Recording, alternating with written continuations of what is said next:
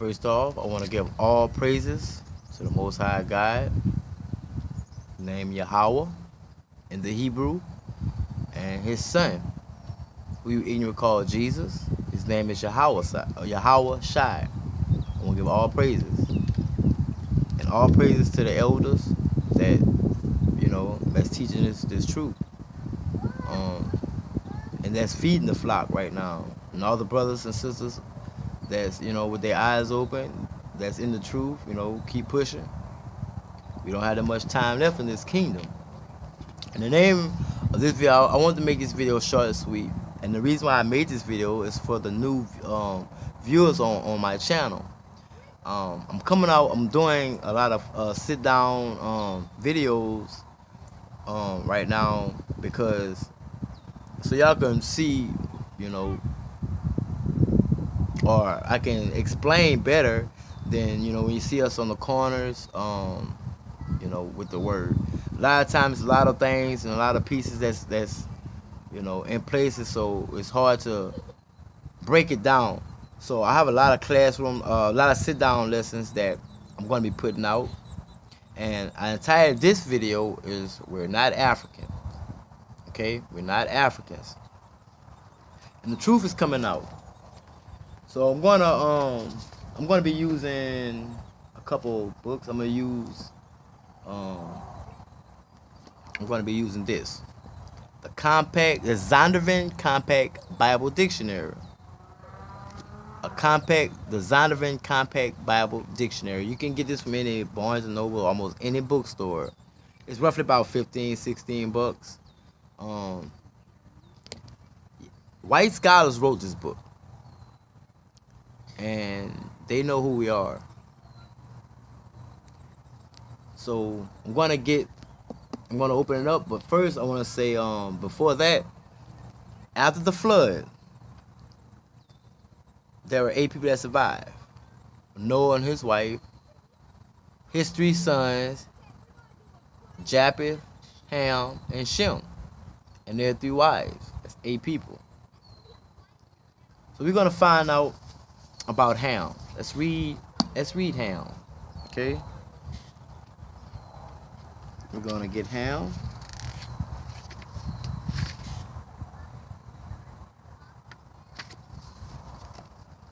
Okay, this is Ham, the youngest son of Noah, born probably about 96 years before the flood, one of 8 persons to live through the flood.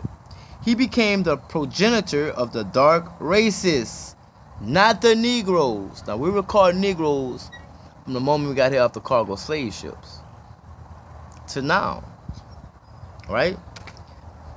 It says, I'm going to read it over. It says, the youngest son of Noah, born probably about 96 years before the flood, one of 8 persons to live through the flood. He became the progenitor of the dark races, not the Negroes, but the Egyptians, Ethiopians, Libyans, and Canaanites. Look at the name African American. Where did that name come from? African American, right? Because every 10, 15 years, our name changed. We've been Negroes, African Americans, Afro Americans, Black. We've been so many names in the last 20, 30 years. It's, you ask one person, they might say African. You ask another person, they might say African American. You ask another person, they're going to say Black. You ask another person, they're going to say Afro American. Which one it is. It's none of them. Okay? You won't find none of those names in the Bible. Okay? So let's look at this. This is where they get African American from. Right? You got African from Scipio Africanus,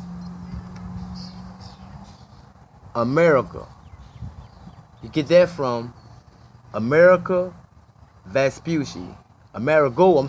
Vespucci. You get it from 2 white men. We couldn't come from the seed of 2 white men. So how are we African American after 2 white men? How did we get this name? How did we get these names? How did we get these names? Let's read it. Let's go out the Bible now. I'm going to look at Jeremiah chapter 17, verse 4. All right.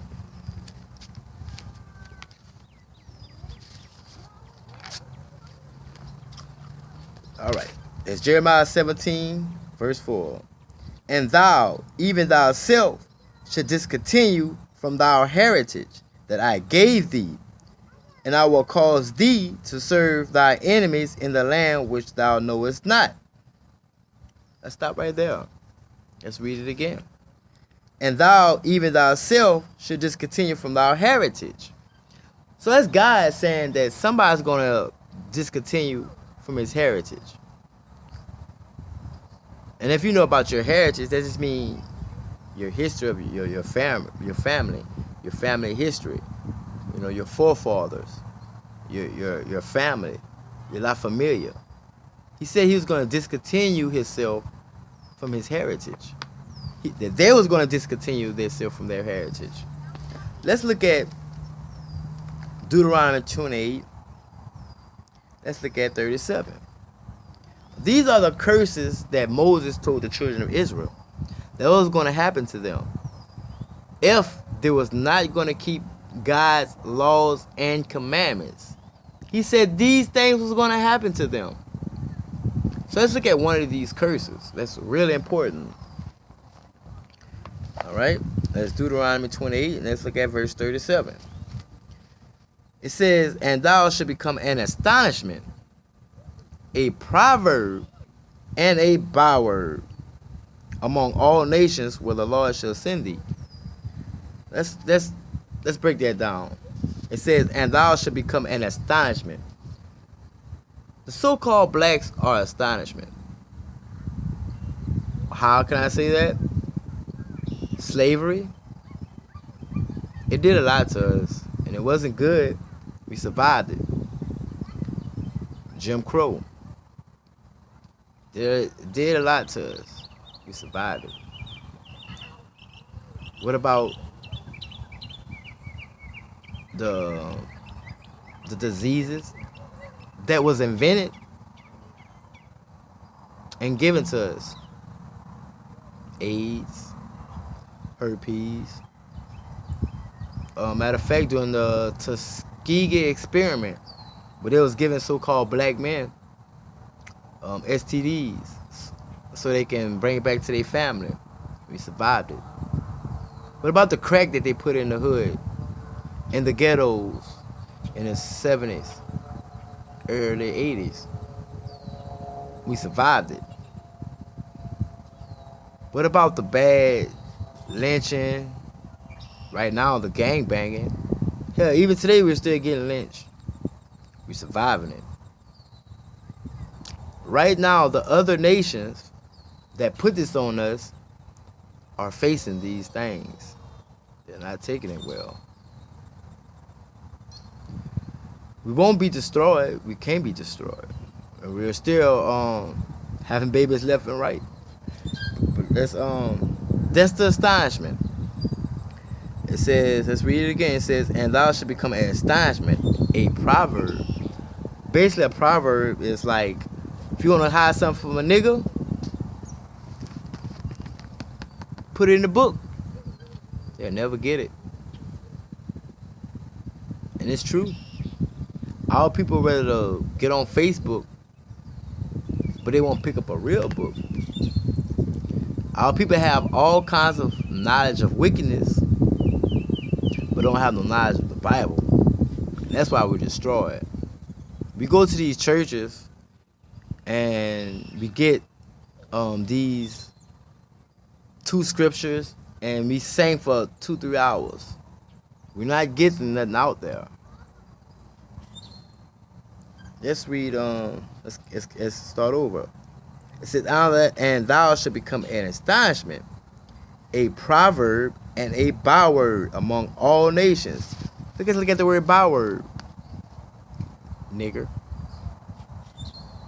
African American, black, coon.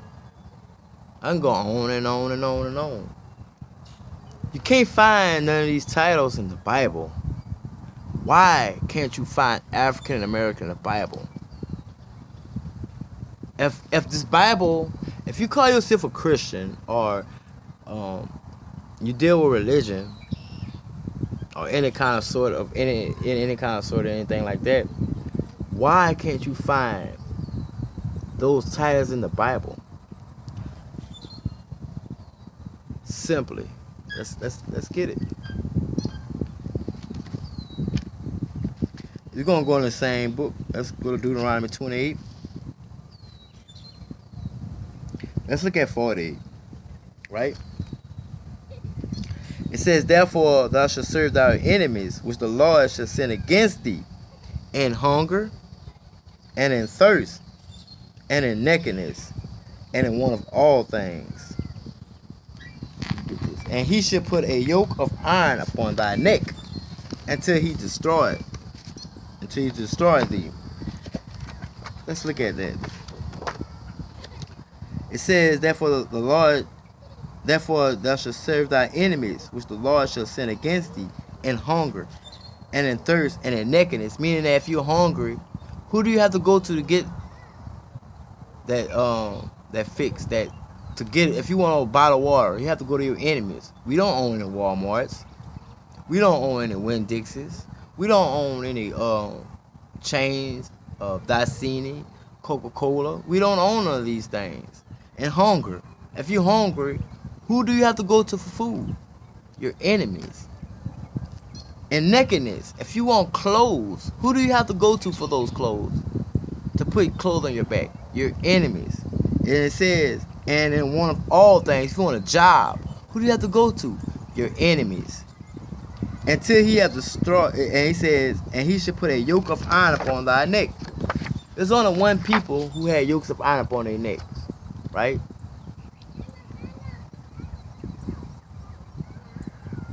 Until he destroyed thee. Once those yokes of iron came upon our necks, after slavery, we were destroyed as a people because we didn't know who we was. We didn't have our language. We didn't have our customs. We took in our oppressors' religions. We took in their custom, their way of thinking, their holidays, right? So who are you in the Bible? The more we dig deeper into this book, we'll find out that we are the people of the book. So I hope this was edifying, and I'll be posting more videos. But until then, I want to give all praises to the Most High God and His Son. Shalom.